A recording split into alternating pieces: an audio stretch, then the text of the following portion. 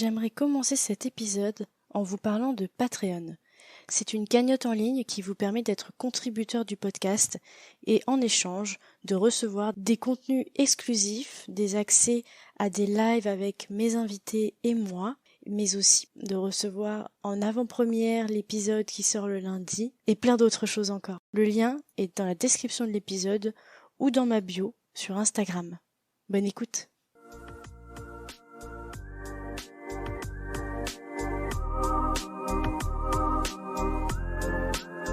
Bonjour, je suis Adèle. Ici, vous découvrirez des voyages qui ont bouleversé la vie et chamboulé les convictions d'hommes et de femmes de tous âges et de tous horizons.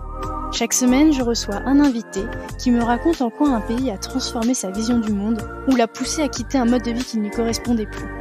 Alors laissez-vous porter par le premier podcast qui raconte une histoire autour d'un voyage. Bienvenue chez les Frenchies autour du monde, le podcast des voyages qui ont du sens.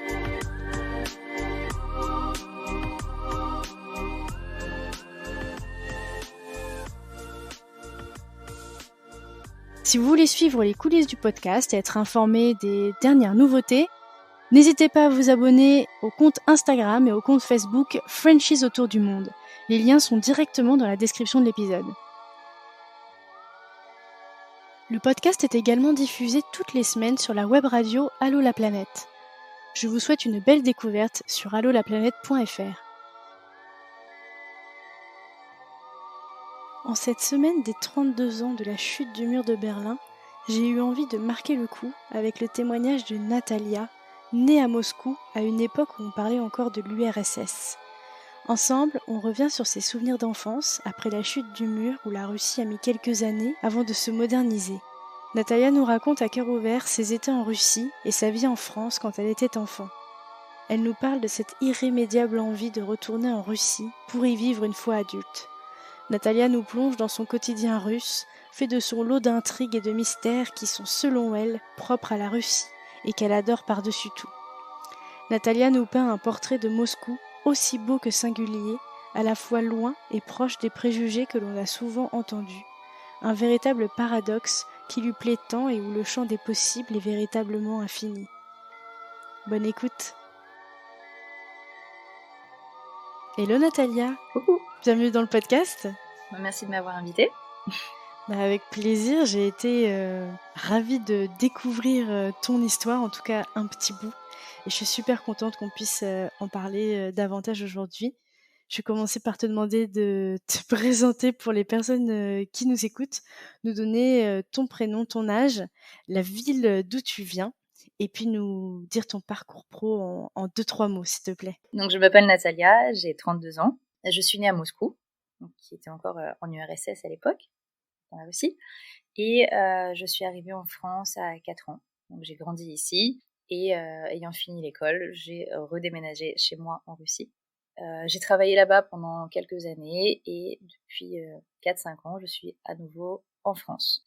Pour le moment, je suis professeure universitaire, donc j'enseigne les langues étrangères et surtout l'anglais à l'école d'ingénieurs de Reims. Et en parallèle, j'ai une entreprise qui propose des cours de langues étrangères, que ce soit français, anglais, allemand, espagnol, italien ou russe, pour des adultes. Oh, c'est super. Et on va tout de suite rentrer dans le vif du sujet avec la question que je pose à tous mes invités. C'est d'où est-ce que te vient la passion du voyage et déjà, est-ce que tu as une passion pour le voyage? Oui, bien sûr. C'est sûr qu'il y en a une. Je pense que c'est mes parents qui m'ont plus ou moins transmis ça, dans le sens où je suis née à Moscou. En 91, à la chute, on a dû quitter... on a pas forcément dû quitter, mais mes parents ont quitté le pays. J'avais 3 ans et nous sommes tout d'abord partis à Israël. Nous sommes restés pendant, il me semble, 6 ou 7 mois. Donc déjà, à 3 ans, c'était le premier voyage. Au bout de 7-8 mois, mes parents ont à nouveau déménagé, cette fois-ci à Bonn, donc en Allemagne, parce que le travail ne plaisait pas spécialement à mon père. Et 1 an après, nous sommes arrivés en France. Donc c'est vrai que ça faisait déjà pas mal de langues parlées, de voyages et de déménagements, de nouvelles cultures en très peu d'années. C'est ça, ouais. T'as bougé dès toute petite, quoi. C'est ça. Et c'est vrai que mes parents, à l'époque, étaient encore assez positifs et ils essayaient de me faire apprendre l'hébreu. Mais bon, apprendre à un enfant de 3 ans parler hébreu sur 6 mois, c'était pas forcément réaliste. Au bout Ouais, c'est ça. quelques mois après, ils ont essayé de me mettre à l'allemand pour finalement se retrouver dans une école française à 4 ans et être complètement larguée niveau langue. Donc, c'est vrai que j'ai fait un blocage et d'ailleurs les enseignants, enfin, les maîtresses à l'époque se posaient la question s'il n'y avait pas un problème si je ne parlais pas du tout. Mais je pense que dans ma tête, c'était l'explosion. Il y avait mes parents qui me parlaient russe. On a essayé de me faire apprendre 2 autres langues avant. Et là, j'étais confrontée au français et je pense que ça n'allait plus du tout. Donc oui, j'ai eu un certain temps pour me familiariser et m'habituer à cette langue. C'est ça. Et toi, alors, du coup, après, adulte, est-ce que tu voyages pas mal ou pas spécialement? Et, étant adulte, oui. Enfin, ces derniers temps, peut-être un peu moins. Mais avant, oui, c'est vrai, quand j'étais à Moscou, il y avait quand même pas mal la possibilité de le faire. Dans le sens où, tout d'abord, j'avais un travail qui demandait moins de temps, donc j'avais plus le temps de voyager. Les salaires en Russie et en France ne sont pas forcément les mêmes, donc ce qui laisse plus de possibilités de voyage aussi. Donc oui, je faisais souvent des voyages, que ce soit en Allemagne ou en Europe. C'est vrai que je suis plus habituée à la culture européenne. J'aime plus découvrir la façon de vivre des gens, l'histoire de l'Europe, tout simplement. En fait, je pense que au fond de moi, j'ai toujours peur de partir dans un pays étranger où je ne saurais pas parler la langue. Et c'est pour ça que, par exemple, les pays asiatiques, j'ai jamais osé y aller parce que je me dis, bon, si c'est pour parler anglais, ça me gênerait. Donc, enfin, je sais que c'est complètement bête, mais voilà. C'est pas que ça ne m'attire pas, mais j'ai peur. Et pour les pays, enfin, je sais pas, pour certains pays, c'est vraiment la chose qui me bloque. Voilà, donc oui, C'est c'était marrant. principalement l'Europe. Et par la suite, j'ai travaillé pendant pas mal d'années. Enfin, la plus grosse partie du temps, j'étais en Russie comme interprète dans l'aviation. Et par rapport à ça, oui, c'est vrai qu'on faisait pas mal de voyages. Donc, je travaillais le tiers du mois à Moscou. Il y avait encore un tiers à Londres et un tiers à Almaty, au Kazakhstan. Sympa, Donc, ce qui faisait découvrir pas mal d'endroits sympas. Et c'est vrai que le c'est clair. Kazakhstan, j'avais pas forcément des bonnes images en tête quand on y allait.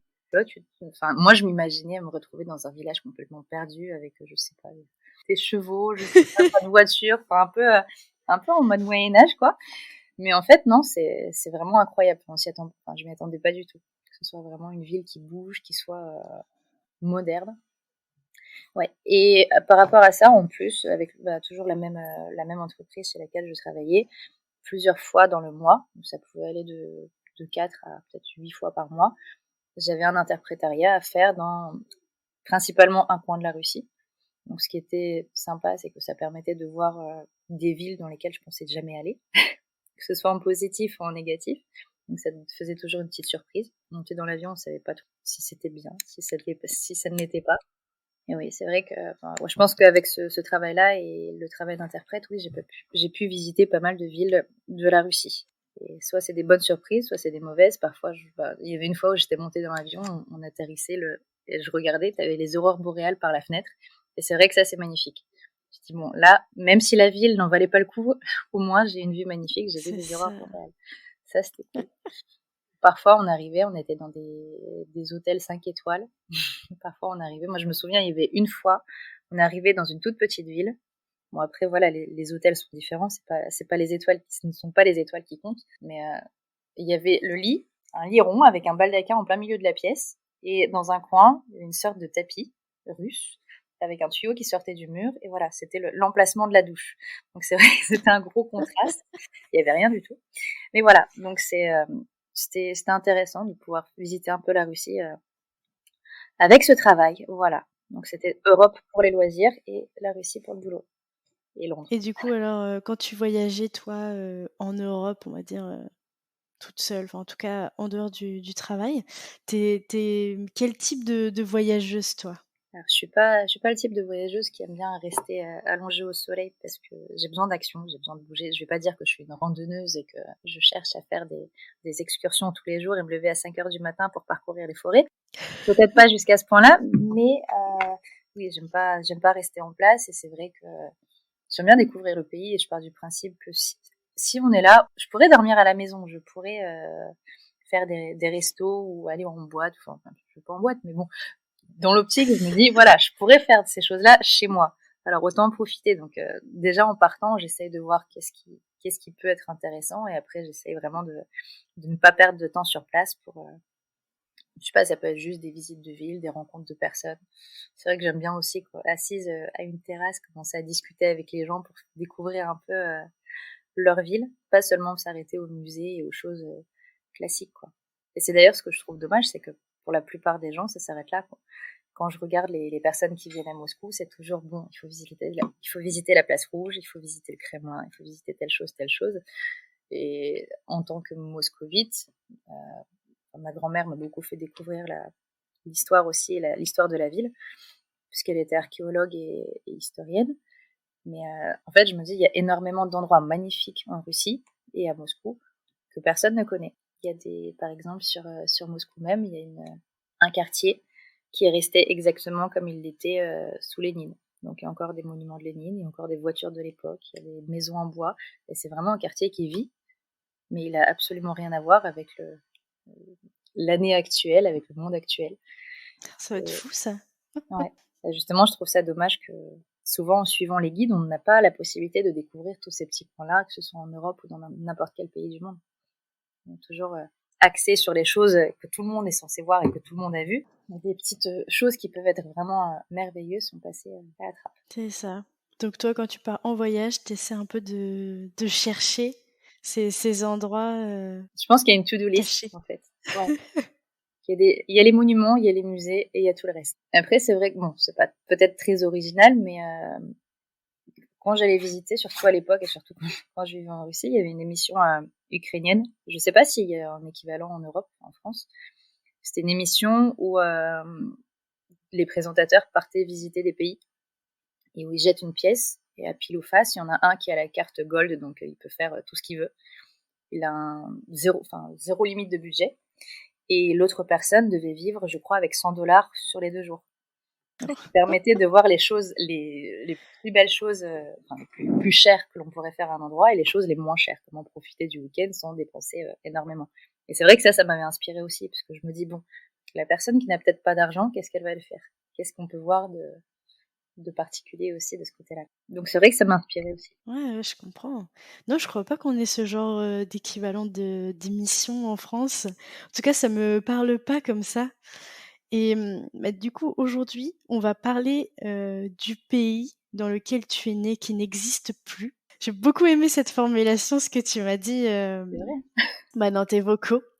Je trouve que ça sonne super bien quand même. Le territoire existe, mais le nom n'existe plus, ouais. Ça a un peu changé. Exactement. J'aimerais beaucoup qu'on fasse ouais, le contexte un peu de tout ça. Quand est-ce que tu es né, ce qui se passait aussi actuellement en URSS, et puis parler rapidement de la chute du mur et puis de tes 3 expatriations. Alors, donc, comme je disais, je suis née en URSS. Je suis née juste quelques années avant la chute, donc qui était en 91. Et en 91, donc mes parents ont pris la décision de quitter le pays parce que par rapport au travail de mon père, apparemment, ce n'était pas très intéressant de rester. Et ils ont préféré chercher un travail en Europe. Parce que ton père, il faisait quoi? Mon père est actuellement chercheur au CNRS et il est enseignant en université. Pourquoi est-ce qu'il fallait pas rester Parce en qu'en Russie? Russie, un chercheur gagne environ dans les 300 euros par mois, qui est vraiment très peu. Bon, après, Oui, si tu veux, on peut revenir sur le thème de l'argent, parce que c'est vrai qu'il y a beaucoup d'inégalités sur le on en territoire reparlera russe, alors, ouais. au niveau financier, mais oui. Donc, on a quitté le pays parce que donc, mes parents voulaient, mon père voulait trouver un travail qui rapportait plus qu'en Russie. C'est vrai que le travail de chercheur n'est pas vraiment valorisé en Russie. Donc on est parti en 91. Alors honnêtement, j'étais trop petite, je pense, pour pouvoir dire quoi que ce soit, parce que voilà, je pense que mes souvenirs d'enfant commencent à partir d'Israël. Et c'est vrai que cette période, tout s'enchaînait assez vite, donc je peux pas dire vraiment que j'ai des réels souvenirs, que ce soit de la Russie quand j'étais bébé. Oui, j'ai peut-être des photos, mais voilà, je n'ai pas le souvenir. Je me souviens de 2-3 trucs à Israël, mais rien de plus. Donc, enfin, j'aurais un flashback d'une crèche à Israël, voilà. J'ai pas vraiment de souvenirs non plus. L'Allemagne, pareil. Mais par contre, la chose que j'ai remarquée, qui d'ailleurs est assez étonnante, et du moins quand je le dis aux Français, c'est que certes, l'URSS s'est fini en 91, mais le ressenti de rester en URSS, je pense, est resté jusqu'aux années 95-97. C'est-à-dire que on avait tous les mêmes maisons, enfin ce qu'on avait à la maison, c'était identique. Ah C'est-à-dire qu'on ouais. avait tous le même canapé marron à carreaux qui était franchement pas très joli. On avait les mêmes armoires, on avait la même vaisselle, donc c'était vraiment comme en URSS, c'est-à-dire que en URSS, il fallait faire la queue pour avoir des produits, etc., etc. Bon, je viens d'une famille qui avait certains privilèges durant cette période-là, donc ma famille n'a pas été amenée à faire la queue. Mais bon, le fait est que c'était toujours assez difficile de se procurer des éléments qui étaient hauts, enfin, des objets qui sortaient un peu de ceux que tout le monde avait. Et c'est vrai que donc j'ai eu ça jusqu'à ce que quand j'étais petite. Je regarde, je pense pas être super vieille, mais quand je regarde les photos en noir et blanc de l'URSS, je me dis bah voilà, ce magasin, je l'ai connu comme ça. À Moscou, il y a par exemple un magasin de jouets qui se situe en centre-ville, pas loin de la place rouge et du KGB d'ailleurs, du FSB maintenant. Là, le grand bâtiment, c'est un bâtiment à 5 étages où il y a des magasins Lego, il y a un magasin Petit Bateau, voilà, c'est quelque chose de moderne. Moi, je me souviens encore de la période où il y avait juste un étalage où la dame allait chercher le camion que tout le monde avait, la poupée que tout le monde avait, la poussette que tout le monde avait. Et c'est vrai qu'il y avait quand même une pénurie de certaines choses que d'autres enfants qui ont mon âge, enfin qui avaient mon âge, personnes qui avaient mon âge et qui vivaient en France, qui avaient quoi. Moi, j'avais pas de télé. Je me dis, bon, certains enfants ici avaient des super jouets. Bah, nous, on s'amusait avec des matelas. C'est même pas des matelas, c'était des lits avec des sommiers à ressort. Enfin, des sortes de grilles métalliques. Ce genre de sommier. Nous, c'était notre trampoline, quoi. Et c'est vrai que quand je montre ce genre de photos à des personnes de mon âge en France, ils disent, mais t'as vécu à quelle époque? Et nous, on avait ça, quoi. Donc ouais, ça fait peut-être un peu vieux, mais c'est vrai que la civilisation est arrivée peut-être un peu plus tard. Donc ouais, on n'avait pas Et ça, énormément de choix. c'est des souvenirs en fait de quand tu rentrais en Russie voir tes grands-parents, c'est ça? Oui, tous les étés, je revenais Ouais. voir mes grands-parents et c'était comme ça. Après, c'était pas une question de mode de vie ou je sais pas, de ressources. C'est vraiment qu'il n'y avait pas le choix. Donc même si c'était ouvert, oui, il y a quelques produits américains qui commençaient à arriver sur le marché, etc. Je me souviens que c'était des rares magasins où on pouvait trouver une bouteille de Pepsi ou des choses comme ça, quoi. Les prix, c'était exorbitant. L'ouverture du McDo, j'étais super petite, mais forcément, j'étais pas pour l'ouverture parce que ça, c'était l'événement de l'année, je pense. Mais oui, quand on y allait, oui, c'était très très cher et puis tu voyais que les gens ne savaient pas ce que c'était. Tu vois, il y avait très peu de Bah personnes. ouais, ça devait vraiment être. Mais Attends, qu'est-ce que c'est que ce truc? C'est comme quand moi j'emmène ma grand-mère au McDo en fait. Ouais, c'est un peu en mode visiteur où c'est vrai que c'est pas la même ambiance que maintenant. Donc oui, tout ça, ça arrivait vraiment au fur et à mesure et ce n'est pas arrivé d'un coup avec la chute en 91. C'est ça. Et toi, tu l'as vu un petit peu quand t'étais déjà petite. Et donc toi, t'es allée un petit peu en Israël, un peu en Allemagne, et finalement tu t'es vraiment posée, on va dire, en France avec tes parents et tu y es restée un petit peu. Oui, j'ai fini mes études ici. J'ai passé mon bac ici et j'ai commencé des études. Et donc du coup, t'es française, enfin t'as la nationalité française. Et la nationalité russe. Ce qui officiellement ne s'appelle pas une double nationalité, mais une deuxième nationalité, parce qu'apparemment il y a une différence. Voilà. Ah ouais? Mais c'est possible. Certains pays n'acceptent pas la double nationalité. Enfin, pour certains, ce n'est pas possible. Pour la Russie et la France, si. Ça existe. Donc c'est vrai que ça arrange parce qu'on n'a pas besoin de faire de visa. Et puis les pays qui sont ouverts pour le passeport russe, j'y ai accès sans problème. Et de la même façon, j'ai accès à l'espace Schengen avec le passeport français. Super, bah tant mieux, il y a au moins un petit avantage. C'est vrai, c'est vrai. Après tes études, toi, tu veux retourner en Russie. Enfin, disons que mes parents n'appréciaient pas trop. Bon, je ne sais pas comment c'était en URSS, je ne connais pas leur vécu parce que c'est vrai que Bien sûr. basé sur le point de vue d'une personne, c'est pas évident, même si c'est tes parents. Eux n'appréciaient pas, donc Ils appréciaient pas la Russie et voulaient rester en France, enfin eux, aller ailleurs. c'est ça. Ils étaient bien en France et chaque fois qu'on revenait, oui, c'était pour voir la famille, mais ce n'était pas Pas quelque plus, chose ouais. qu'ils appréciaient plus que ça. Alors, on a une expression en Russie, on dit qu'on peut sortir le campagnard de la campagne, mais on ne sortira jamais la campagne du campagnard. Bah, je pense que c'est à peu près ça. C'est-à-dire que je sais pas, disons, je ne sais pas comment ça s'est fait. D'ailleurs, je n'ai jamais pu le comprendre parce que bon, j'ai vécu plus de 18 ans en France. Je vais pas partir dans les calculs parce que je suis pas sûre que ça va aboutir. Mais voilà, j'ai 18 ans en France et à côté de ça, j'ai jamais réussi à vraiment avoir cette mentalité française. et j'ai plus une mentalité russe. Et même quand je parle, même si je parle couramment le français, je réfléchis en russe. Donc, je n'ai jamais pu comprendre à quoi est dû ce bug. Peut-être au fait que mes parents me parlaient russe, je ne sais pas, ou que j'ai été éduquée par des parents qui ont une éducation soviétique. Je ne sais pas. Oui, il y a peut-être eu ça aussi, hein. Je sais pas, je ne sais pas du tout. C'est vrai que parfois c'est gênant. Quand je suis De, fatiguée, de, de penser en russe et de devoir c'est le ça, dire en français. c'est ça, c'est ça, c'est ça. Mais surtout avec la fatigue, parfois je me rends compte que je suis en train de galérer à faire des phrases, que ça ne colle pas du tout, ça sonne pas du tout comme ça doit sonner. Parfois, je ne trouve pas les mots, ouais, ça peut arriver.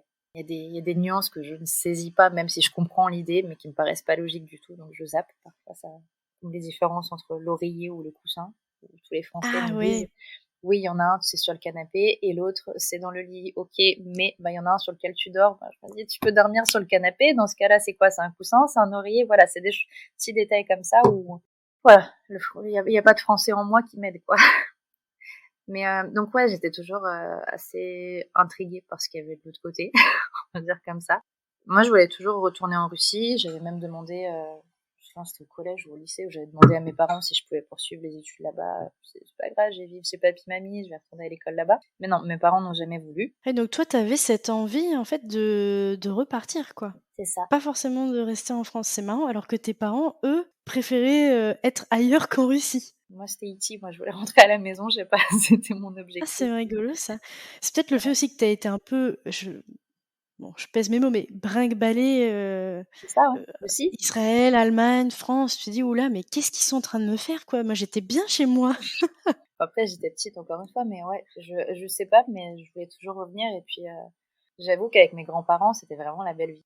OK, donc toi, tu avais les souvenirs d'été chez tes grands-parents Ouais, où tu étais c'est bien ça. et du coup, tu disais: «Il faut que j'y retourne, quoi». C'est ça. Et pourtant, c'était pas forcément la vie de luxe, hein. Enfin, bon, j'allais traire la chèvre, je faisais un petit tour de tracteur, tu vois, c'était des choses qui pouvaient être sympas aussi. Mais ouais, j'avais toujours envie de revenir. Et bon, mes parents donc étaient contre. Ils m'ont quand même en parallèle fait suivre le programme scolaire russe, histoire que je sois Ah ouais, quand même. à la page de toute l'histoire, de toute la littérature, de l'écriture, la grammaire, tout.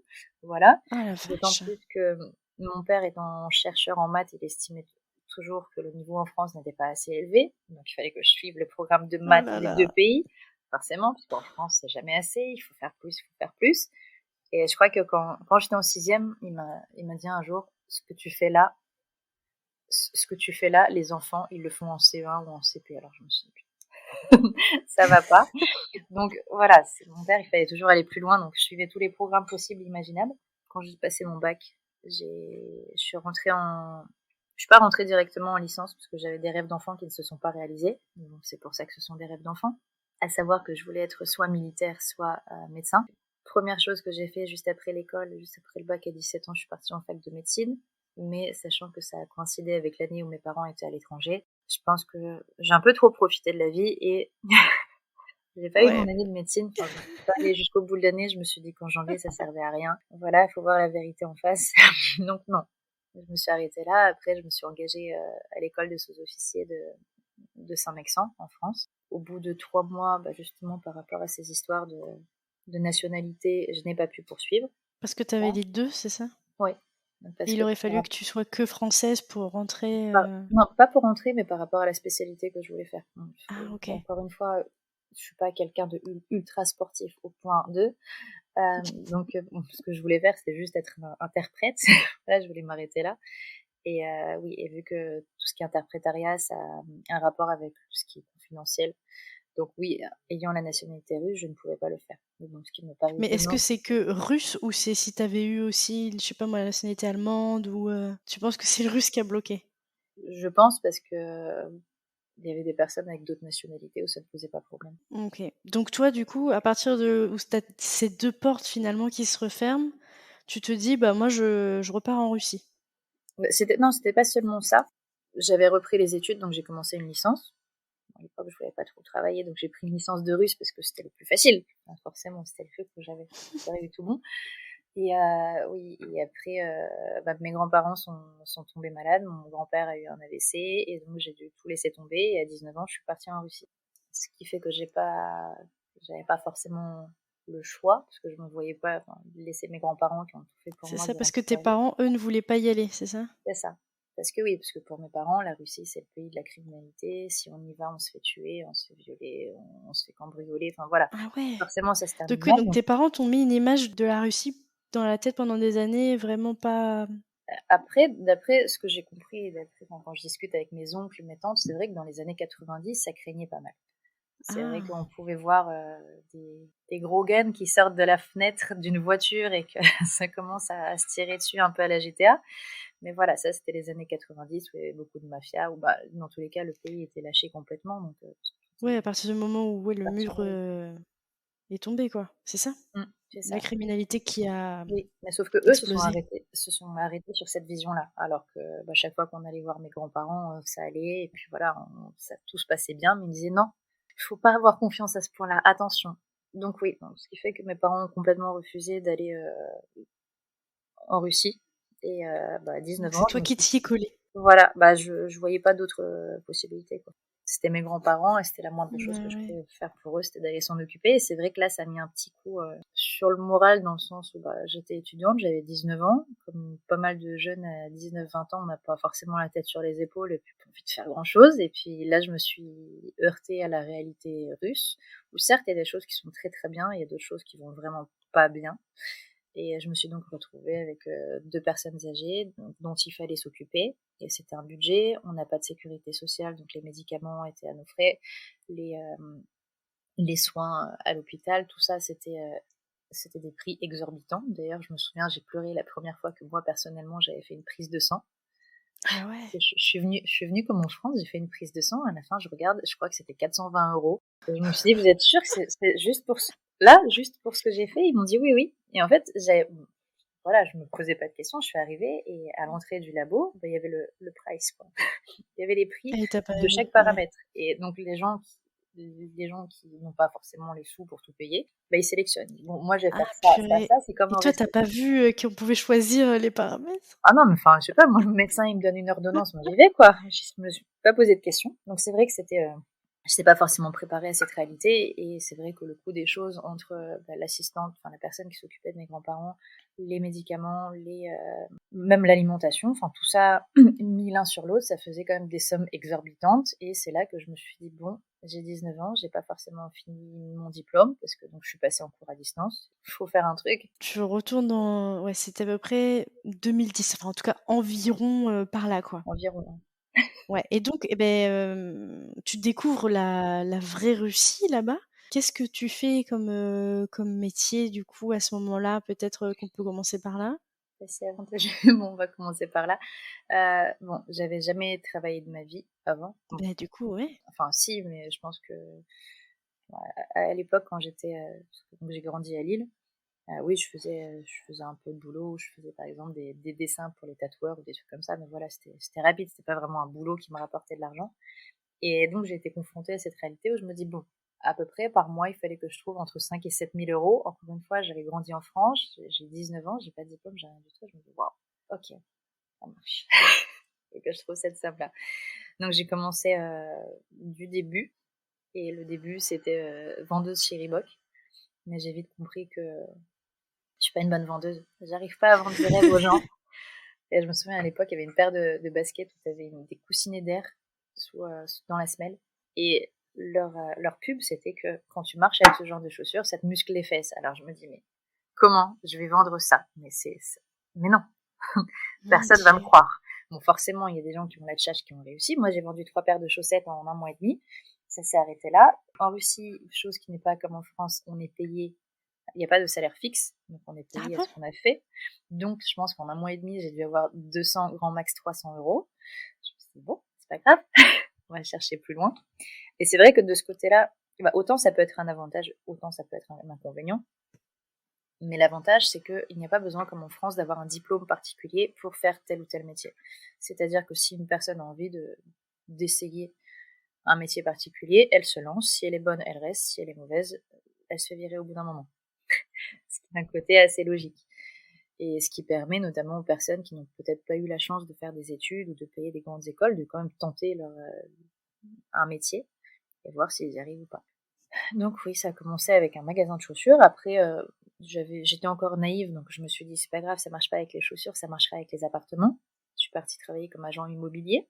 Sauf qu'au début, on travaille dans la location et pas dans la vente. Et quand on commence, on nous donne des appartements qui sont complètement miteux, où il y a des cafards qui courent, où jamais de la vie personne ne va habiter. Donc pareil, vendre du rêve et convaincre des gens d'habiter là-dedans, c'était pas possible. Je dis pas que tous les appartements sont comme ça, mais ceux qu'on est censé louer au début en Pour tant les petits qu'agent nouveaux, immobilier. c'est ça, Ah quoi. ouais, ah ouais, non mais c'est hardcore quoi. Il faut marcher peut-être 15 minutes sur l'autoroute avant d'arriver au métro le plus proche. Non, c'était des trucs improbables quoi. Donc j'ai pas réussi une fois de plus. Et par la suite, j'ai commencé à chercher du travail avec un lien quelconque avec la langue française.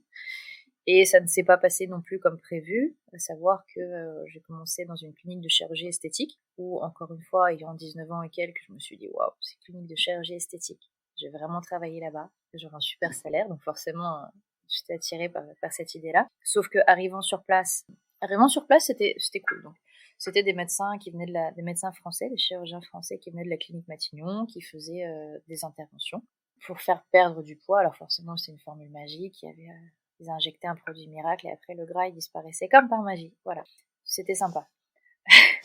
Donc moi j'étais au bloc. Le peu de connaissances de médecine m'avait suffi pour faire la traduction à l'époque. Et donc je traduisais pour ces médecins français au bloc. C'était bien, sauf qu'au bout d'un moment, en fait à Moscou, il y a toujours du suspense, dans le sens où même dans la situation la plus stable, il peut toujours arriver un truc improbable, auquel on Ah ne ouais? s'attend pas du tout. Et c'est ce qui s'était passé. Au fur et à mesure, je voyais des gens qui venaient se plaindre que les opérations mal fonctionnaient, un gars qui venait dire que sa femme n'arrivait plus à marcher et tout ça. Et je me suis dit, ouh là là, j'ai peut-être pas resté là. Donc mon instinct de survie cette fois-ci m'a aidé. J'ai pris mes papiers, je suis partie. Finalement, quelques semaines après, les CRS sont arrivés, ils ont mis tout le monde à terre, ils ont fermé la boîte. Et la raison était que la directrice de cette clinique, même les Français n'étaient pas, enfin les médecins français n'étaient pas au courant, c'est que elle remplaçait en fait, elle commandait pas les médicaments, elle mettait juste un mélange d'eau avec de la lidocaïne et de l'adrénaline qu'ils injectaient dans Oh mon les Dieu. tissus adipeux. Donc forcément, ça ne pouvait pas fonctionner. Et donc voilà. Donc je suis partie au bon moment. Après, il y a eu une émission qui est passée. Je me suis dit, merci, je suis partie avant. Ça va. Ma vie en Russie n'a pas commencé par par les barreaux, c'était chouette. Oh là là, ouais. C'est inattendu. Et j'ai commencé à chercher donc quelque chose d'autre, mais bon, c'est vrai que je commençais à avoir peur. Je me dis bon, je vais tomber sur quoi. Le deuxième, on m'avait contacté. Il y a un Facebook russe qui s'appelle Vkontakte et j'avais mis une annonce comme quoi je cherchais un travail avec du français. On m'avait proposé d'être assistante c'est un gars qui est plus ou moins connu. Actuellement, je crois qu'il est millionnaire, milliardaire, j'en sais rien. Mais à l'époque, il s'est fait connaître parce qu'il était producteur de certains chanteurs. Mais c'est à l'époque, c'est bien loin de cela. Et ce gars-là, maintenant, il a des restaurants avec des chefs étoilés, restaurants français et italiens. Donc il avait besoin d'un assistant personnel, c'était très bien payé. Je me suis dit, ça c'est le travail de mes rêves. C'était juste devant la place rouge, c'était travailler avec des gens qui sont dans la restauration. Je me suis dit, ça peut être sympa. Ça se trouve, en plus, il y aura des bons repas en plus. Donc voilà. Et c'est vrai qu'arrivant là-bas, déjà, la première fois, j'ai attendu, personne n'est venu. Donc je n'ai pas eu l'entretien. On m'a rappelé un mois plus tard pour me dire que finalement, j'avais le poste, mais que je serais secrétaire chez eux. Donc j'ai commencé comme secrétaire.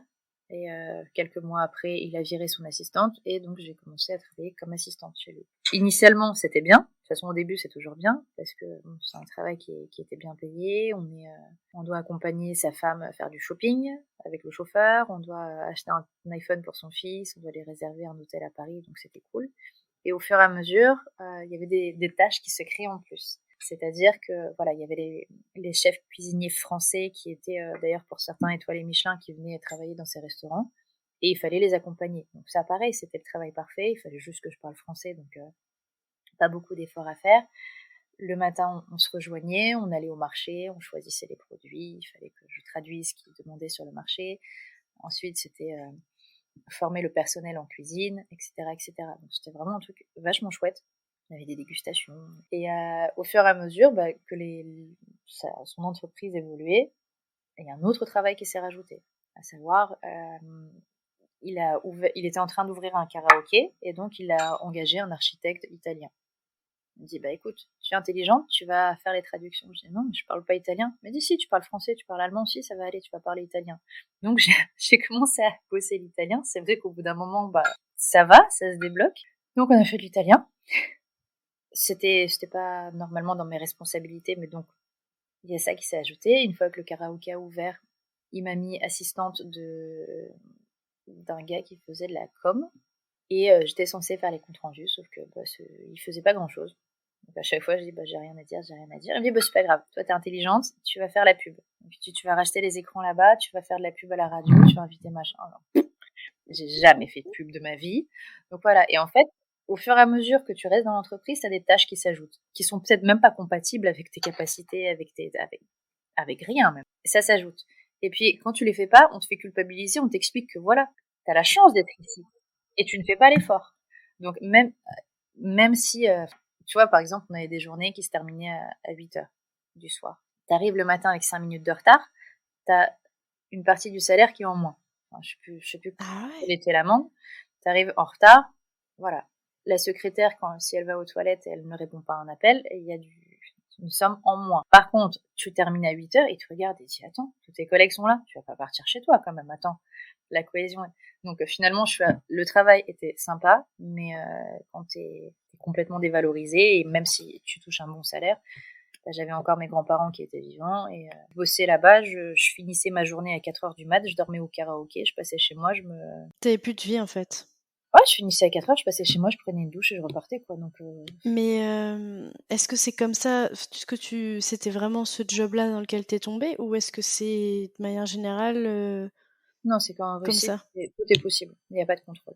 Il n'y a pas de contrôle sur énormément de choses. Que ce soit la circulation routière, que ce soit les impôts, que ce soit tout ce que tu veux. Donc, personne. Enfin, si, forcément, il y a des contrôles qui se font quelque part, mais on peut toujours s'arranger, on peut toujours magouiller. Donc, lui, il a de l'argent, il se pose pas de questions. Et ben du coup, est-ce qu'on peut peut-être parler un petit peu plus de cette vraie Russie que tu as découverte, redécouverte, un peu ce côté mythe, j'ai envie de dire, dont on entend parler, etc. Est-ce que tu veux peut-être nous raconter un peu cette partie-là, cet aspect que toi, tu as découvert? Bon, bah, déjà, en arrivant en Russie, comme j'ai dit tout à l'heure, je ne connaissais pas vraiment, parce que ce que j'avais connu d'avant, ouais, c'était les étés à la campagne avec mes grands-parents, et même les étés en ville, mais voilà, c'était pas quelque chose. Enfin, tu peux pas vraiment te faire une image de la vie dans un pays par rapport à ça. Et bon, c'est vrai que les premiers temps aussi, avec cette histoire de trouver un travail, pouvoir trouver les finances pour s'occuper de mes grands-parents, c'est vrai que j'avais pas trop le temps de me poser des questions. Mais globalement, il y a pas mal de côtés positifs. Il y a quelques points négatifs aussi. Le côté positif, c'est ce que j'avais dit tout à l'heure, le fait de pouvoir essayer n'importe quel boulot. Même si on n'a pas de diplôme, on peut toujours essayer. Ça, c'est cool. Autre chose, bon, je sais pas si c'est forcément dans le positif ou dans le négatif, mais tout est possible. Dans le négatif, oui, il y a encore quelques temps, on pouvait tout acheter. On peut acheter un diplôme de médecin, on peut acheter un permis. Je crois qu'en Espagne, on peut acheter le permis aussi. On Ah peut acheter ouais, n'importe quel OK. diplôme, voilà, tout se paye, tout se monnaie. Ça, d'un côté, c'est bien, j'ai envie de dire, peut-être, parce que, bon, il y a des personnes qui passent le permis, moi, je l'ai passé en Russie, donc je sais pas comment ça se passe en France, mais c'est vrai qu'il y a des personnes qui savent bien conduire, et puis, voilà, pour le permis, c'était pas facile, donc je sais C'est pas. ça, ouais. Mmh. Peut-être que c'est un avantage pour certains. Après, moi, personnellement, j'ai énormément de chance d'avoir un oncle qui est chirurgien et qui a des amis médecins, parce que je pense que faire confiance à la médecine en Russie, c'est pas le bon plan. Ah ouais? La science est très développée en Russie, mais justement, c'est le côté magouille qui pose problème. Moi, il me disait que quand il bossait dans une clinique, ils avaient un quota de plaques qu'ils devaient greffer. Donc même s'il en a pas besoin, s'il met une plaque, c'est pas grave, il a des points en plus. En fait, il y a un certain quota de plaques qu'il faut mettre. On trouve toujours des problèmes. Donc c'est-à-dire que chaque fois qu'on sort du médecin, on sait tout de suite qu'il va nous dire qu'il y a ça qui va pas, il y a ça qui va pas. Parce que ça engendre des frais supplémentaires pour les analyses. Il faut aller voir un autre collègue. Et voilà, on peut pas, enfin, moi personnellement, je ne fais pas forcément confiance à la médecine en général, là-bas. Je fais confiance aux amis de mon oncle qui sont des personnes de confiance, mais voilà, je ne m'aventurerai pas dans n'importe quelle clinique. Parce que c'est vrai que quand je suis arrivée, on m'a dit une chose dont je me suis souvenue assez longtemps, c'est-à-dire que tout ce qu'on peut imaginer est possible en Russie. Je pense que c'est un peu vrai. Notamment sur les routes, on m'a dit, bah ici, tu vois, tu as des lois, tu as tu as un code de la route, mais ton objectif, c'est que personne ne te dérange et que tu ne sois dérangé par personne. Donc c'est vrai que c'est un peu la jungle de ce côté-là, et c'est vrai que la toute première affirmation que j'ai eue, que tout ce qui était imaginable est possible, c'est plus ou moins le cas. Et au niveau de la circulation, même, enfin, tout russe, bon, je pense que pas mal de Français auraient préféré que ça soit le cas aussi, mais voilà, toute personne sait que si on enfreint la loi, on peut toujours s'arranger. Déjà, d'une part, le code de la route laisse pas un certain dépassement, sachant que la Russie, c'est un pays où on peut rouler à 60 en ville et 100 sur l'autoroute au maximum, et on ne peut pas dépasser. Et la première amende arrive à partir de 20 kilomètres d'excès, c'est-à-dire à partir de 21 kilomètres d'excès exactement, où on paye que 7 euros. Après, entre 40 et 60, on augmente, etc. Et on sait très bien que pour toute amende, en général, à moins qu'on soit vraiment alcoolisé et qu'on ait, je sais pas, tué ou percuté quelqu'un, en général, on peut toujours s'arranger. Pour un stop grillé, un feu rouge ou un excès, c'est vrai que les Russes ont l'habitude de payer la gendarmerie pour tout ça, quoi. Et pas que. En général, je dirais que c'est une façon de vivre. C'est qu'on sait très bien que si on a besoin de s'arranger quelque part, si on a besoin qu'une démarche administrative aille un peu plus vite, on sait toujours qu'il y a certaines personnes à qui on peut donner un peu d'argent pour que ça accélère. Ça, c'est un fait. Ah Ce qui en ouais. France d'ailleurs ne se fait pas. Non, pas du tout, non. Pour obtenir un visa plus vite, par exemple, voilà, il y a des créneaux où on peut venir pour déposer ses papiers pour le visa. Si on a vraiment, vraiment, vraiment besoin, bon, il y a des organismes qui font des visas urgents, mais si on va dans l'organisme standard, on se dit, bon, il n'y a pas de créneau, est-ce que éventuellement vous pourriez trouver un créneau? C'est vrai qu'il y a pas mal de personnes qui, soit sur une feuille, dessinent un chiffre avec des zéros, soit proposent directement dans un livre ou autre, ou dans une boîte de chocolat, mais oui, c'est vrai que c'est quelque chose qui se fait. Et aussi tu me disais qu'en Russie, on vivait une vie, qui a son intrigue et je suis vraiment curieuse de savoir ce que tu voulais dire, par là. En France, je dirais que la vie est assez prévisible, c'est-à-dire que le rituel est standard, on fait son CV, on postule quelque part, on est admis, voilà, on sait à peu près ce à quoi on s'attend. Et il y a toujours ce côté inattendu en Russie. Déjà, d'une part, quand on veut exercer quelque part, on ne sait pas si oui ou non on sera pris.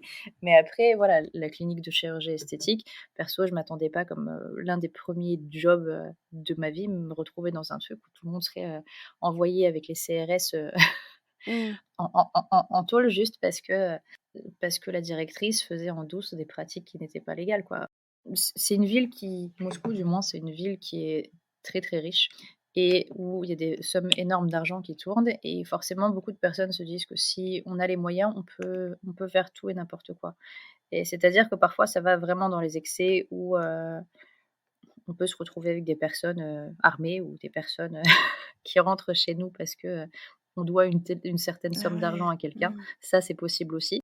Moi, j'avais un ami qui en avait parlé. Bon après, mon ami, il fait rien d'illégal, mais c'est juste que voilà, qu'il avait emprunté de l'argent à une mauvaise personne, et voilà, il a eu droit à plusieurs personnes armées qui sont rentrées dans son domicile comme si c'était chez eux, le soir. Donc oui, ça s'est fait. Sympa.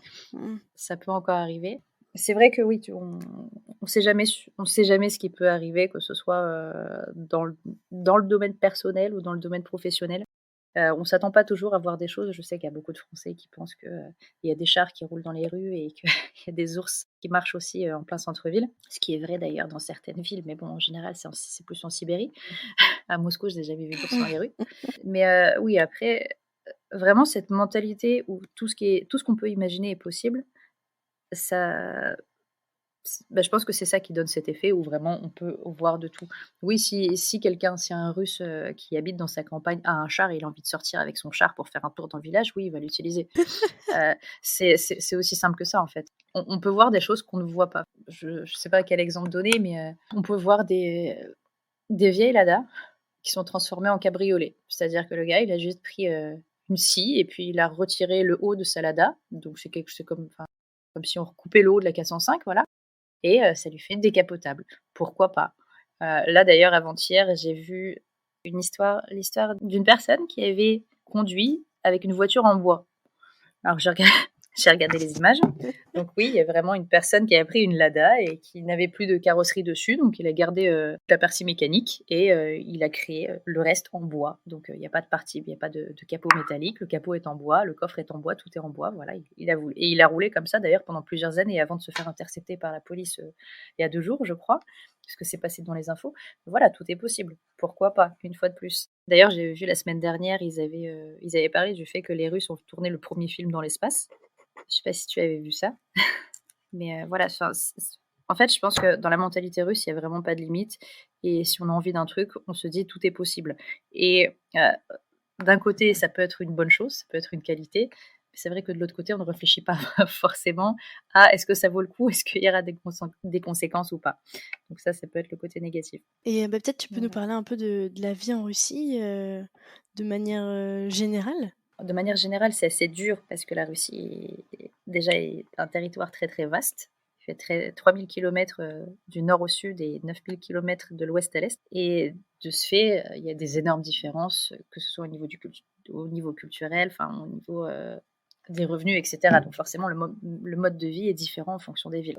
Moi personnellement, je peux plus parler, de ma ville qui est Moscou et de Saint-Pétersbourg parce que globalement dans les autres villes, les revenus donc sont assez faibles et donc forcément le développement des villes n'est pas le même non plus que pour les capitales. C'est-à-dire que bon, ce sont des villes qui sont restées comme à l'époque où il y a toujours le petit cinéma peut-être qu'il y a eu en URSS et qui a juste été restauré, où il y a voilà, il y a pas vraiment d'infrastructures et de nouvelles choses qui apparaissent à vitesse grand V comme c'est le cas à Moscou ou Saint-Pétersbourg. Au niveau donc des 2 capitales, de l'ancienne capitale et de la capitale actuelle.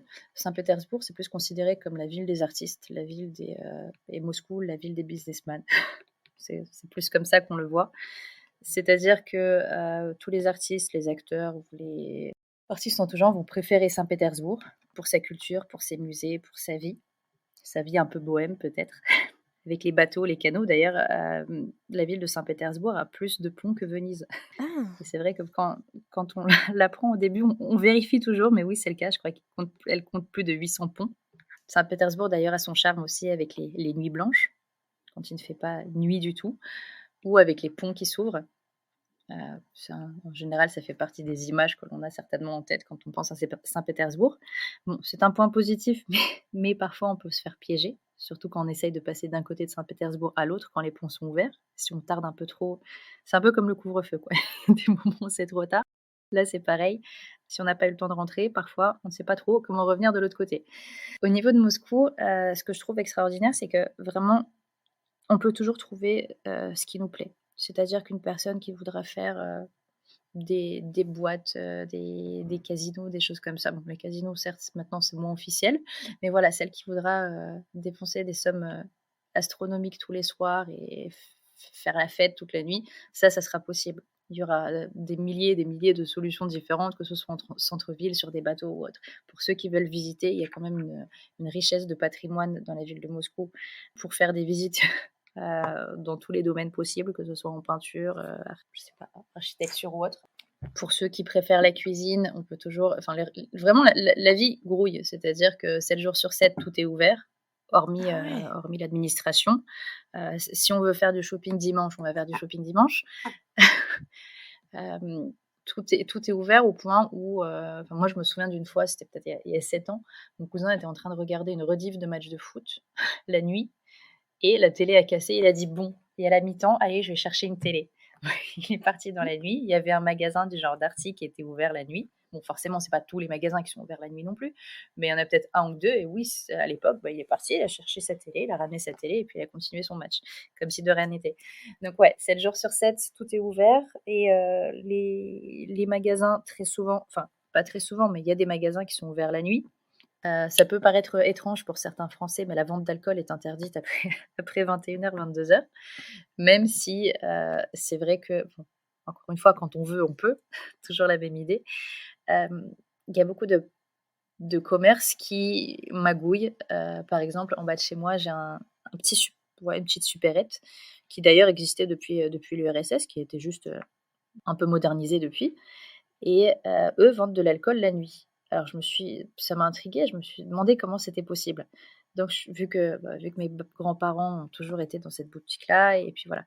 Moi c'est le magasin du coin, donc je suis allée discuter avec eux. J'ai demandé: «Bah, comment vous faites? Parce que vous avez pas de contrôle de police, vous avez pas d enfin, je pense que si vous aviez des amendes, vous continueriez pas à vendre de l'alcool» et ils m'ont dit: «Bah, vous voyez, ici, on a un stand pâtisserie». Alors le stand pâtisserie, c'est un tout petit étalage avec 3 tartes des tartes au beurre qui ne sont franchement pas. Enfin, personnellement, je suis pas une grande fan des tartes au beurre avec les petites fleurs colorées là. Voilà, bonne crème au beurre quoi. Voilà, donc il y a un stand avec 2-3 gâteaux et à côté il y a une table de bar avec 2 ou 3 chaises et c'est tout. Et en fait, du fait qu'ils ont une table de bar avec 2-3 chaises, ils font en même temps magasin et café. Et à partir de ce moment-là, ils ont le droit de vendre de l'alcool. D'accord, ouais. Donc tu contournes, quoi. Ouais, c'est ce que je dis. On peut toujours contourner. Ce qui peut paraître étrange, c'est qu'il y a des personnes qui achètent de l'alcool donc la nuit, et par contre, le magasin est obligé de les ouvrir, d'ouvrir toutes les bouteilles. Donc le petit monsieur qui vient acheter sa bouteille de bière pour se la faire devant le match de foot, a sa bière qui est ouverte, comme s'il avait commencé à la consommer, il la rebouche juste en sortant du magasin, quoi. Ah ouais. Voilà, ça c'est étrange comme, Oui, comme oui, procédé, c'est mais clair, c'est le ouais. cas. Voilà. Après, donc les magasins sont ouverts tout le temps. Au niveau de l'administration, bon, forcément, ce n'est pas le cas. Mais donc oui, que ce soit pour les courses, que ce soit pour du shopping, tout est ouvert 7 jours sur 7 et très souvent H24. Au niveau des restaurants, d'ailleurs, ça, c'est une chose qui m'a toujours perturbée en France. Et je me rappelle que quand mes grands-parents étaient venus à Paris à l'époque, ça les avait dérangés aussi. C'est qu'en France, il y a toujours des heures pour manger. Ah, ben oui. C'est-à-dire que quand tu viens prendre le petit-déj, déjà, tu peux pas manger tout ce que tu veux, puisque tu dois prendre un petit-déj à la française, même si, voilà, si tu as d'autres habitudes pour le petit déjeuner, il faut quand même passer par le petit-déj français. Mais voilà, tu as des heures pour prendre le petit-déj, tu as des heures pour déjeuner, etc. Et c'est vrai que du fait que tout le monde travaille, tout le monde court, il n'y a pas d'heure comme ça en Russie. C'est-à-dire que si on veut prendre son petit-déj à 15h, on prend son petit-déj à 15h. Si on veut déjeuner, les restos tournent H24, enfin presque H24, mais toute la journée du moins. Donc on a la possibilité d'aller manger où l'on souhaite et à l'heure que l'on souhaite. Jamais aucun resto ne sera fermé de telle heure à telle heure, quoi, parce que c'est pas l'heure de manger. Ça, ce n'est pas le cas. Au niveau de la restauration, sur Moscou, on peut trouver vraiment de tout. Et de tout, que ce soit au niveau culinaire, au niveau du type de restaurant et même au niveau tarif. Déjà, c'est beaucoup moins cher. Par exemple, les Burger King, ils sont à 1 € Ah oui, dis donc. pour un menu. Moi, je me souviens à l'époque, on était allé au Radisson à 2 et le Radisson, c'est quand même une chaîne Ben ouais. haut de Assez, gamme. ouais. Ouais. Et on était allé, donc c'était dans un gratte-ciel construit par Staline. Il y en a 7 à Moscou. On était allé, donc on était à je ne sais plus quel étage. On avait une magnifique vue sur la ville. On avait mangé pizza maison, entrée, encore un plat en plus, un dessert, bouteille de vin. On en a eu pour 50 € en tout. Voilà. Ouais. Pourtant, c'était un Radisson. Donc c'est vrai que, en fait, ça dépend. Il y a des choses qui sont purement touristiques, où forcément le but, c'est de prendre le plus d'argent aux touristes, j'ai envie de dire. Comme par exemple les dégustations de vodka, où ça peut partir à des tarifs exorbitants, les dégustations de caviar aussi. Après, globalement, la vie n'est pas si chère que ça. Forcément, si on a envie de dépenser des 1000 et des cents, oui, c'est possible, mais ça reste toujours moins cher qu'en France. Pour ce qui est de la restauration, ce qui est bien, c'est qu'il y en a pour tous les goûts. Donc il y a des restaurants par pays de toutes les nationalités possibles et imaginables. Et à côté de ça, il y a des restos, on va dire, insolites, c'est-à-dire des concepts. Bon, après, c'est normal, c'est la capitale aussi, mais des choses que personnellement, je n'ai pas souvent vues en France. Bon, il y a partout des restaurants comme des restaurants dans le noir. Donc ça, c'est un concept qui commence à être connu un peu partout. Récemment, mais je crois que ça existe aussi à Dubaï, il y a avec Audi, je crois, le restaurant en hauteur, où il y a une sorte de plateforme qui est surélevée, où on mange à je ne sais quelle hauteur, complètement dans le vide, les pieds dans le vide. On peut trouver des petits restaurants. Donc Moi, avec par des exemple, l'un de mes concepts un préférés. peu décalés, comme ça existe en Russie, en fait. Ouais, c'est ça. Mmh. Moi, l'un de mes préférés, c'est à l'extérieur de Moscou, ce n'est pas très loin, au bord d'une rivière. C'est un restaurant de fruits de mer. Et le concept, c'est que si tu le souhaites, tu peux manger avec tout le monde dans la salle ou sur la terrasse. Et si tu le souhaites, il y a des radeaux. Donc sur le radeau, tu as une petite ombrelle, tu as la table, les chaises, les couverts, le serveur te sert ton repas sur la table. Et ensuite, avec ton petit moteur, tu prends le radeau et tu manges sur ton petit radeau le long de la rivière. Voilà, faisant un petit tour de la rivière, et ça, je trouve ça génial, quoi. Donc Mmh. c'est vrai que en fonction de ses goûts, on peut toujours trouver quelque chose qui nous correspond vraiment. Si on a envie de voir la nature, il y a la chasse qui se fait pas très loin, il y a des forêts magnifiques, il y a des montagnes, il y a vraiment de tout, quoi. Donc toute personne que ce soit, une personne qui aime la nature et qui a envie juste de profiter du plein air, des forêts, des montagnes, de l'escalade, des marches, elle pourra trouver un endroit pour le faire. Enfin, pas qu'un endroit, le territoire est immense. Si on cherche à découvrir l'histoire du pays, la culture, il y a énormément de sites. Sur la ville de Moscou, par exemple, il y a tous les anciens châteaux de Catherine que l'on peut retrouver, qui ressemblent d'ailleurs beaucoup au château de Versailles, qui est plus grand que le château de Versailles, qui est en plein centre-ville. Et voilà, et à côté de ça, il y a aussi des petites zones. En fait, à Moscou, il faut connaître, je pense, et que la meilleure chose à faire, c'est de venir avec une personne qui connaît la ville, qui pourra montrer forcément les petits coins, comme les petits quartiers, où la vie s'est arrêtée, oui, où la vie est restée comme à l'époque. T'es resté combien de temps vivre en Russie, du coup? 7 ans. Quand tu y es retourné comme ça, c'est que ça t'a plu ou t'es resté peut-être un peu dans la contrainte avec tes grands-parents? Comment c'était ton état d'esprit pendant ces 7 années de vie? Bah, moi, ça me plaisait, moi je voulais pas partir, mais même là, j'ai Ok. envie de revenir. Ah ouais. Après, ce n'est pas parce que je n'aime pas la France, c'est pas du tout ça, mais c'est juste que, bah, je pense que du fait que mes parents m'ont toujours parlé russe et que, voilà, enfin, même si je grandissais en France, on parlait russe, je faisais les cours de l'école russe, et cetera, et cetera, et que, bah, mes parents me faisaient toujours le rapprochement avec la Russie. Je pense que je suis restée dans cette mentalité russe et où, je sais pas, quand je vais là-bas, j'ai l'impression que tout est beaucoup plus facile. J'ai l'impression que les gens comprennent ce qui se Ah passe ouais, dans ma ouais. tête. Bon, voilà, ça, c'est une différence de mentalité. Je sais que, bah, la différence de mentalité, c'est sur plusieurs choses. Les Russes, très souvent, paraissent froids à premier abord.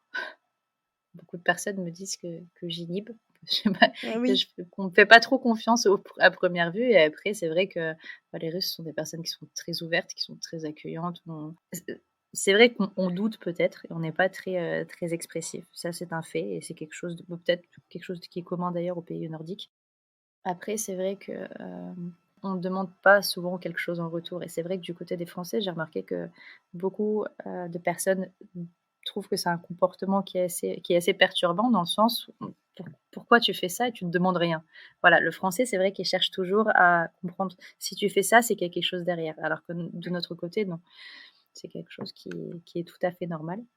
Heu, Après au niveau côté russe, c'est vrai qu'on est plus ouvert, plus droit et plus franc, ce qui peut perturber les Français aussi. On n'y va pas par quatre chemins, on dit les choses telles qu'elles sont. C'est vrai que parfois c'est assez bizarre.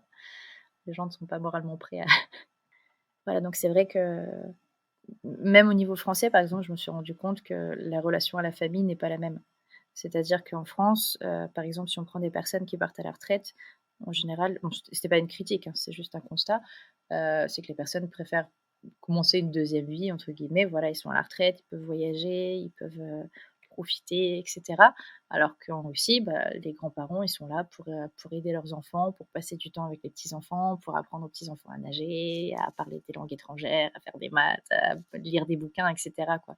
Voilà, on a vraiment on va dire je vais pas dire des familles plus soudées, mais c'est juste que la famille, elle Elle est a un plus autre importante sens. chez nous. Ouais. Mm. Voilà. Et à l'époque, quand j'étais petite, j'appelais mes grands-parents tous les soirs et moi j'avais des amis qui me disaient: «Mais pourquoi tu les appelles? Tes grands-parents, ils sont là, tu les appelles une fois par mois». Non, enfin, on a vraiment besoin de ce lien familial, constant, quoi. Ouais, je vois. Et qu'est-ce qui te plaît le plus dans ta vie en Russie? Je pense que c'est le choix et la possibilité de faire ce que tu souhaites au moment où tu le souhaites. Je pense que c'est ça. C'est-à-dire que, bon, tu as une journée chargée, le soir, tu sais que peu importe l'heure où tu finiras, tu pourras toujours, je sais pas, aller au resto où tu souhaites, aller, profiter, je sais pas, que ce soit du bowling à 1 heure du mat ou, même pour le ciné, tu as toujours le choix entre aller voir un film en russe, aller voir un film en VO. Il y a des Ah cinés, par super! exemple, où ils font, un cinéma en centre-ville, pas très loin, qui fait des films en VO. Et c'est une ancienne salle, qui était un ancien palais, qui est resté tel quel. Donc c'est un cinéma, par Ça va être exemple, on ne fait pas de magnifique. pop-corn. On fait pas de pop-corn, on fait juste des biscuits à l'avoine comme à l'époque. Il n'y a pas de Ah. coca, de trucs comme ça en machine, c'est les limonades en cornet métallique, comme on pouvait les voir à l'époque. Et voilà, et là-bas, ils montrent que des films en VO. Donc on peut voir moi je me souviens à l'époque, je suis allée voir La Famille Bélier en français. Ah ouais. Voilà. Donc c'est quel le choix? Si on veut aller regarder un film en plein air, il y a des ciné en plein air. Si on veut aller nager dehors en plein hiver, il y a des piscines chauffées. Enfin, voilà, c'est juste qu'il n'y a pas cette contrainte que personnellement j'ai en France. Bon, ok, j'ai fini de travailler, on est dimanche, qu'est-ce qu'il y a? Bon, les restos, ils sont fermés, les magasins, ils sont fermés, oui. le ciné, il y a un film, voilà. Le champ des possibles est infini en fait en Russie et c'est ce côté-là que tu Ouais. adores, quoi. Tu peux prendre le train en week-end, enfin, tu peux prendre le train le vendredi et te retrouver dans la montagne ou, je sais pas, à l'autre bout de la Russie, voilà, voir les aurores boréales, comme on disait la fois dernière, ou partir au bord du lac Baïkal, ou te retrouver au soleil à Sochi ou en Crimée. Voilà, tout est possible, tout est accessible, tout est à côté. C'est comme à peu près à Sochi, les gens qui y vivent, ils ont la mer, ils ont la montagne, ils font ce qu'ils veulent, quoi. Alors Oui, que bien sûr. c'est vrai qu'en France, même au niveau de Paris, il y a moins de choix. Et d'ailleurs, une chose que j'ai remarquée par rapport à Paris, j'ai l'impression que les Parisiens sont moins respectueux de la culture, enfin du patrimoine qu'ils ont, je trouve. Dans le sens où, même si un Russe ne connaît pas très bien son histoire, il sait que, voilà, qu'un musée se respecte, qu'un monument se respecte. Alors qu'en France, je n'ai pas l'impression que c'est toujours le cas. Enfin, en gros, je trouve que les Russes sont plus respectueux par rapport à la ville. C'est vrai que moi, les gens, les Français, quand ils viennent en Russie, ils sont toujours impressionnés. Ils se disent, mais voilà, dans le métro, il y a rien qui traîne par terre. Il n'y a pas un seul tag, il n'y a rien du tout. Et c'est vrai que les rues sont plus propres. Les rues sont propres, les villes sont propres. Et, ouais, et encore une fois, je pense que c'est plus la culture nordique, comme dans les pays Oui, c'est scandinaves ou ça, hein. l'Allemagne. Mais voilà, il y a un respect pour la ville et on essaye de garder tout ça en bonne forme. Donc aussi pour attirer les touristes, je pense que depuis le foot. Ah oui. Ah oui, d'ailleurs, depuis le foot, on a fait des panneaux, parce qu'avant, tout était en russe. Maintenant, les panneaux sont deux Ah! langues. Il y a et l'anglais et le russe. Bon, parfois, les traductions, j'ai remarqué qu'elles vont pas très bien parce que parfois ils lisent juste les noms russes avec un accent anglais. Alors je me suis dit bon, je pense pas que les étrangers vont comprendre si on parle avec un accent anglais, mais si on dit les choses en russe. Mais voilà, oui, c'est vrai que il y a Un effort touristique, qui est en train d'être fait, c'est ça? vite fait, vite fait, mais on voit qu'il y a de Bah, l'envie, quoi. c'est ça, et oui, en tout cas l'envie est là, quoi. C'est ça. Super. Bah, pour Sochi, ça a permis de développer la ville aussi Et oui, après les c'est après les vrai. JO. Mmh. Parce que maintenant, moi j'y ai fait un tour il y a 3 ans et c'est vrai que c'est magnifique, quoi, que ce soit le parc olympique ou c'est assez impressionnant quand on voit c'est vrai, un vrai parc olympique avec la piste de Formule 1, enfin toutes ces choses-là que l'on voyait à la télé. C'est vrai que c'est vraiment impressionnant, surtout quand on a le avant et le après. Ouais, bien sûr. Est-ce que, du coup, tu as prévu de retourner, vivre en Russie? Enfin, c'est quoi, du coup, tes plans, C'est prévu. ouais?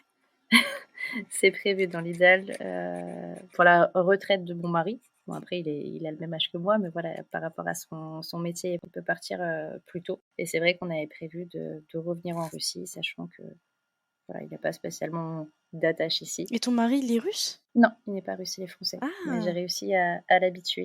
Ah, il d'accord, c'est super ça, tu lui as fait, découvrir et tomber amoureux de la Russie, quoi. C'est ça, C'est c'est génial. exactement ça. Ouais.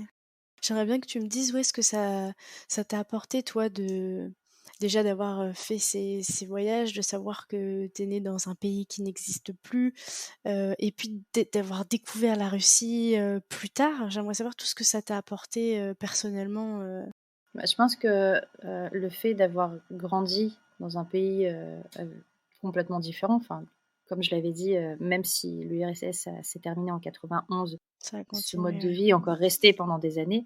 Voilà, je pense que comparé à des gamins qui avaient le même âge que moi, en France, j'étais habituée à vivre, à me contenter de peu. De peu. Et ouais. Et c'est vrai que, et d'autant plus que la période où j'ai dû revenir en Russie, la période où j'ai un peu galéré pour m'en sortir, c'est vrai que je pense que toute personne en France n'a pas forcément eu, entre guillemets, la chance d'être plongée dans un contexte où tu dois survivre coûte que coûte. Donc c'est vrai que de ce côté-là, ça m'a poussée à me dire que tout est possible, qu'il faut jamais baisser les bras et que parfois, oui, ça peut être difficile, mais on a toujours une solution, on peut toujours s'en sortir. Je pense que c'est ça que j'ai appris. Mmh. C'est qu'il y a toujours une possibilité. Et l'autre chose que ça m'a appris, c'est que, encore une fois, toujours cette mentalité où tout ce qu'on peut s'imaginer, tout est possible. C'est vrai que je remarque qu'en France, certaines personnes ne se laissent pas, essayent parfois même de ne pas réfléchir à leurs rêves et à ce qu'ils ont envie, en se disant que non, dans tous les cas, ça sera pas possible. Et je pense que c'est ça la deuxième chose, c'est que je me dis que tout est possible, même en France. Si on a envie de faire quelque chose, il faut juste se donner les moyens. Et c'est vrai que ce côté russe en moi, il me dit qu'on peut toujours aller plus loin, tout est possible. Il faut juste faire les choses nécessaires, on peut toujours y arriver. Je pense que c'est vraiment Oh, ça. c'est beau. Et bah, du coup, on arrive à la fin de cet échange. Déjà, merci beaucoup pour tout le temps que tu m'as accordé parce qu'on sait qu'on a eu beaucoup de soucis techniques pour C'est vrai. enregistrer cet épisode. Donc, merci d'avoir été patiente et puis d'être revenue à chaque fois surtout. Merci beaucoup à toi et pour ta patience aussi, hein. Je te propose de conclure cet épisode, peut-être par exemple en incitant des personnes qui aimeraient découvrir la Russie, voyager en Russie déjà, en une première étape. Commencer par voyager déjà, C'est oui. exactement, qui peut-être, n'oseraient pas, peut-être par rapport à des histoires qu'elles ont entendues et cetera, enfin qui se laisseraient un petit peu bloquer par leurs préjugés. Bah, je pense que il y a toujours des rumeurs qui circulent, mais on sait très bien que les rumeurs, le plus souvent, ce sont juste des bruits qui, ne sont pas toujours fondés. De mon côté, je peux dire que les choses que j'entends le plus souvent n'ont jamais été vérifiées, notamment encore une fois, les ours qui marchent dans la ville. Il ne faut pas avoir peur et se dire que, il arrivera forcément quelque chose. C'est un pays où les gens sont extrêmement ouverts, où vous trouverez toujours un accueil chaleureux et c'est vraiment un territoire énorme où il y a plein de choses à découvrir. Il ne faut pas rester bloqué sur des préjugés. Penser qu'il y a de la police partout et qu'on va se faire contrôler ou qu'il arrivera quelque chose, ça n'a jamais été le cas. Donc il faut juste, oublier toutes ces rumeurs, toutes ces choses que l'on peut entendre et partir à la découverte du pays.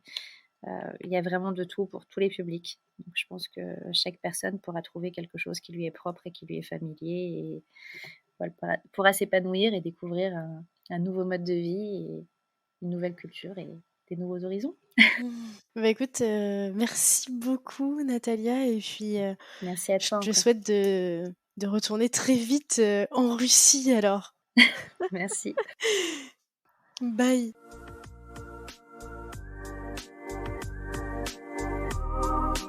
C'est la fin de cet épisode, mais j'ai encore besoin de vous. Si vous avez Apple Podcast, n'hésitez pas à laisser 5 étoiles et même à mettre un petit avis. Cela m'aide énormément à faire gagner en visibilité à ce podcast. Si l'épisode vous a plu, n'hésitez pas à le partager au plus grand nombre.